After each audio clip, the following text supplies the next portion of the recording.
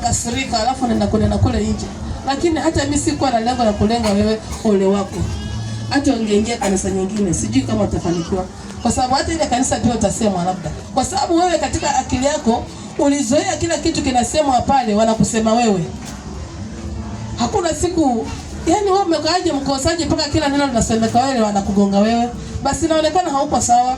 Bwana Yesu apewe sifa. Kwa hivyo nataka utembee katika pendo la Mwenyezi Mungu. Ikiwa ndugu yako amekosea, mfuate polepole, mwambie ndugu yangu hapa na hapa umenikosea. Utapata na yeye akiwa na roho ya unyenyekevu atakwambia sikusudia kukuumiza, lakini labda nilitamka, lakini sikuwa na kuumiza. Ni pole, msamaha, sitawahi kurudia tena kusema hivyo, lakini sikukusudia kulenga ama kuumiza roho.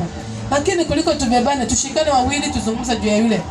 Tushikane tena na mimi na mwingine tusizungumze. Utakuwa hakuna Mungu tunayemwabudu. Tunajidanganya tukija mahali hapa, tutakuwa tunajidanganya. Bwana Yesu apewe sifa. Kwa hivyo ningependa tabia kama hizo zisipatikane hapa.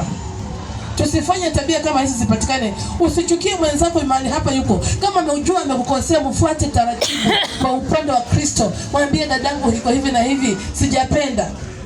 Mambo ya kubeba mwenzako kumsengenya labda kama kwa vazi ama chochote, ama amevaa vibaya. Na ikiwa amevaa vibaya, muache, Mungu atamtengeneza. Na ukiwa unaweza kumsaidia labda kama unayo mpatie, lakini si kwa kumsengenya ama kumchekelea. Bwana Yesu apewe sifa. Vitabia kama hivi vinaturudisha nyuma. Hakuna uungu wa Mungu unaweza ukaa ndani yetu. Hakuna baraka zinaweza kupatikana ndani yetu. Tutakaa kanisani lakini watoto wetu wataungua. Tutakaa kanisani lakini utembea katika hali ngumu kwa sababu hatujampatia Kristo nafasi ndani yetu. Tumeweka chuki, tumeweka wivu, tumeweka masengenyo. Lakini hapa tunaimba ametenda maajabu.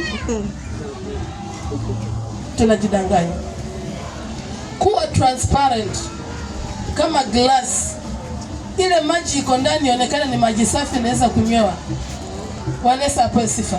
Tuache kabisa maigizo, kusiwe na chuki yoyote.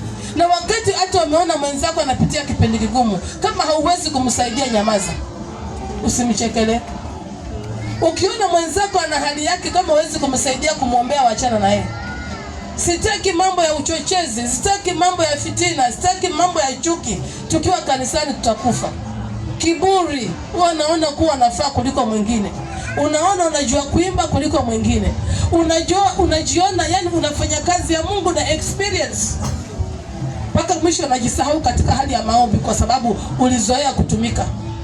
Bwana Yesu apewe sifa. Tusifanye kazi ya Mungu na experience.